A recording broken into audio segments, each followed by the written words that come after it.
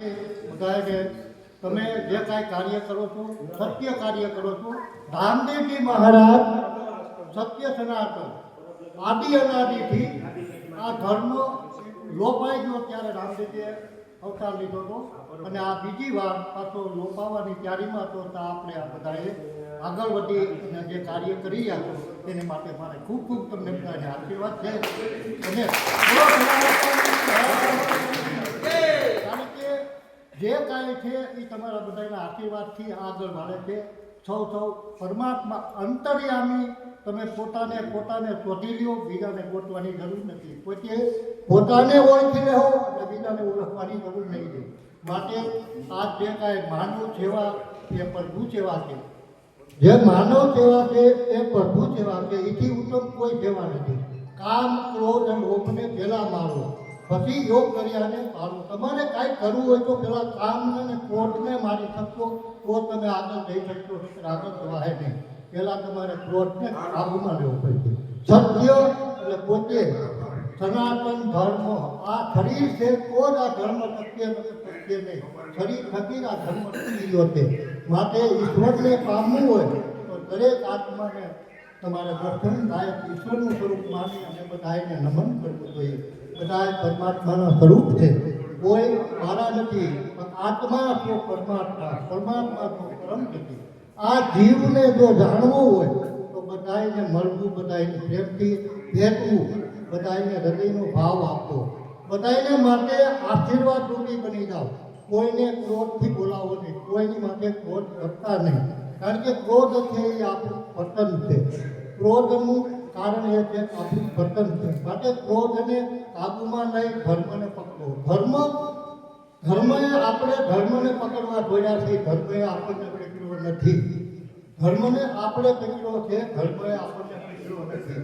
માટે ધર્મને માટે આપણે આ બધું કાંઈ કરી ગયા છે. ઈશ્વરને પામવું હોય રામદેવજી મહારાજ બોલી ગયા છે કે ભાઈ મારી ધોઈ અને ધૂપને રૂપે હું તમને સ્વરૂપ આપને દર્શન આપી શકે. આ સ્વરૂપ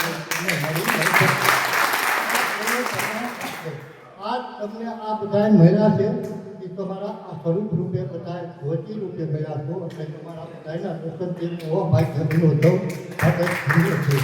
આ મારો દીકરો હું નથી કહેતો. આ તો ઈશ્વરની માયા. કોઈને કોઈ કાંઈ આપી શકતું નથી. પોતે પોતાથી જ આગળ જઈ શકે છે. આ મારા જેમ કે હૃદયનો ભાવ બધાને આપજો, બધાને પ્રેમ આપજો. કોઈથી વિરોધ બને એવું નહીં બનતા. કોઈને દુઃખ થાય એવું કોઈથી બોલતો નહીં. ઈશ્વરને પામવું હોય તો તમે કાંઈક કોકને મળતા રહેજો, કોકને ભાવ બતાવતા રહેજો, કોકને હૃદય પ્રેમ આપતા રહેજો. કારણ કે ઈશ્વર ત્યારે મળે કે દરેકમાંથી બધામાંથી એક આશીર્વાદ મળે ત્યારે ઈશ્વર બધાય છે.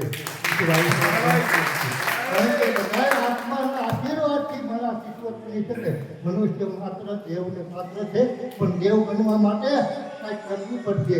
જો કાંઈ નહીં કરી તો આપણને કોઈ ઓળખી શકશે નહીં. આપણે પોતાને ઓળખાઈ જવું પડશે.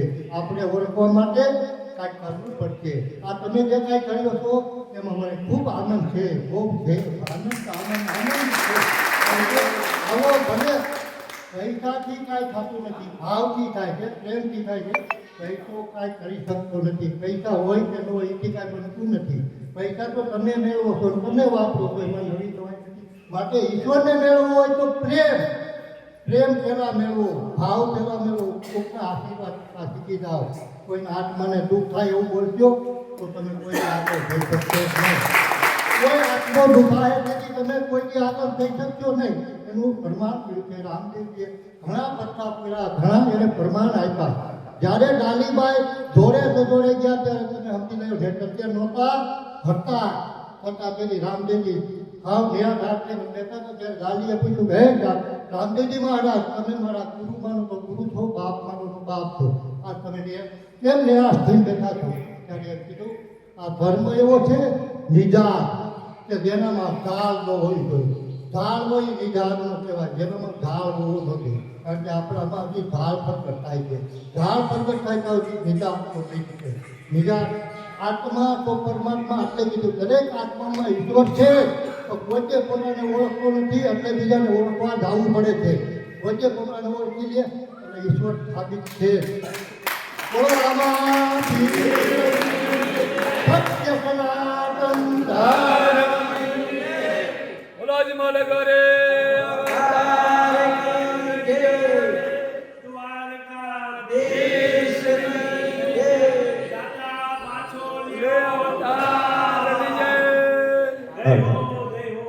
ખૂબ ખૂબ ધન્યવાદ દાદા.